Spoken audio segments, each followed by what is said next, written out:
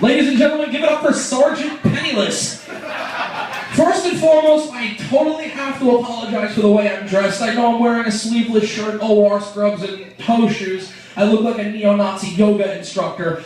But I've developed a strange condition I'd like to call racial Tourette's. Whenever I'm around someone who's not white and they have an accent, I end up doing something really dumb. A couple of weeks ago, I'm standing inside of a supermarket, and this Indian guy bumps me in the shoulder as hard as he can. And he goes to me, "Don't do it, my friend, I am so sorry, I did not mean to hurt you." And mind you, this hit me about 10 minutes later, but I realized I turned back to him like, "My friend, don't worry about it, it is perfectly okay, you did not hurt me, it is fine." And I'm wondering how that would have happened if I had inadvertently bumped into one of those Chinese guys who sells DVDs. Oh God, I'm sorry, don't worry, I know I bumped you, it is fine. You want DVD? $5. Very good, $5.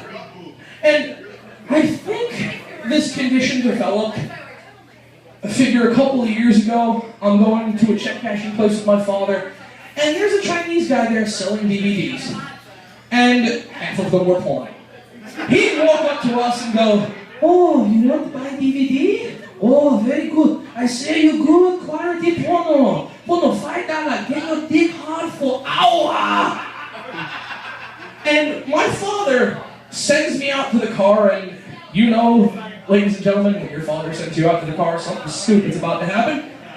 He comes out just going, "No, fuck this, no. And I just say to him, "What's the matter?" He goes, "I am not buying Black Inches 16. He cannot tell the difference between straight and gay porn. And besides, the DVD case was sticky." Oh! And, see, I find racists very funny to me, especially my grandmother. My grandmother was a tremendous racist. Such to the point where the KKK was debating on relaxing its admission standards. This woman was so racist, old German men would constantly hit on her going, "You know what? I have the final solution. Meet me in the barracks. Oh, shit, I'm sorry. Hotel lobby in 10 minutes. My grandmother was a tremendous racist. That much is true. But she never dropped the N-bomb or any bad things like that. She would always say to me, "I want you to hang out with smart people. Are you hanging out with smart people? Oh, you have a new friend? Is he intelligent? Is he intelligent?" This guy just called an 8-year-old girl a slut in front of her father, and this guy can quote Shakespeare like it's the goddamn gospel. He's a fucking genius. Yeah! And my grandmother wasn't a rich woman by any stretch of the imagination, but every time I'd have a friend over with me, she'd make us wait out in the hallway, and every time we'd walk in, everything she considered to be of value would disappear like everybody at the Source Awards right after Suge made his acceptance speech.